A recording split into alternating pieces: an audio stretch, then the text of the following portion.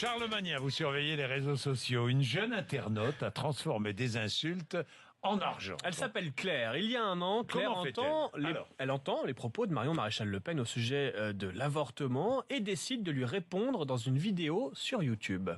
Madame Marion Maréchal Le Pen, vous êtes candidate à la tête de la région PACA. Alors l'autre jour, en meeting à Marseille, vous avez déclaré qu'en cas d'élection, vous couperiez les subventions du planning familial. Je vais vous répondre sur le concret. Soyons clairs, ça ne marche pas. Quand on ne peut pas avorter, on avorte quand même. Dans les pays où l'IVG est pénalisée, on avorte autant que dans les pays où elle est légale. Ça ne change donc rien de pénaliser l'avortement. Si, ça change quand même un petit truc. Ça change que tous les ans, 45 000 femmes meurent des suites d'un avortement clandestin. Ça dure comme ça pendant une bonne minute, vous avez compris le principe, défendre le droit à l'avortement. La vidéo fait le buzz, mais comme souvent, lorsque ce genre de sujet est abordé, Claire a reçu un torrent d'insultes en commentaire, des menaces, de la haine, des remarques sur son physique, du racisme aussi, bref, tout y passe. On connaît malheureusement la violence des commentaires de certains lorsqu'ils sont cachés derrière l'anonymat de leur clavier.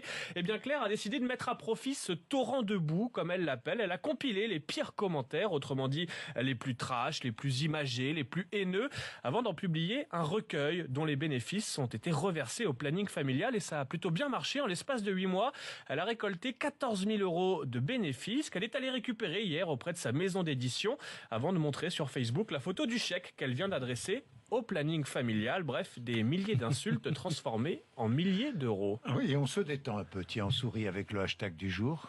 C'est quoi? Pense-y quand t'es bourré. Le pense-bête, avant de boire avec modération évidemment, mais c'est bonnes résolutions qu'on devrait prendre avant de boire. Par exemple, si tu trouves que la fille a les lèvres un peu froides, c'est que t'es sûrement en train d'embrasser un lampadaire. Si l'eau des toilettes te tombe dessus, c'est que t'es sous la douche. Non, le code de la carte bancaire ne marche pas sur l'interphone. Si l'ascenseur n'a pas de bouton, c'est que t'es rentré dans ton placard. Si le mec avec qui tu t'embrouilles parle en même temps que toi et fait les mêmes gestes, c'est que t'es face à ton miroir. Enfin, que tu sois assez lucide pour tenter de nettoyer ton vomi dans l'entrée, c'est très bien, mais rappelle-toi qu'une serpillière ne miaule pas.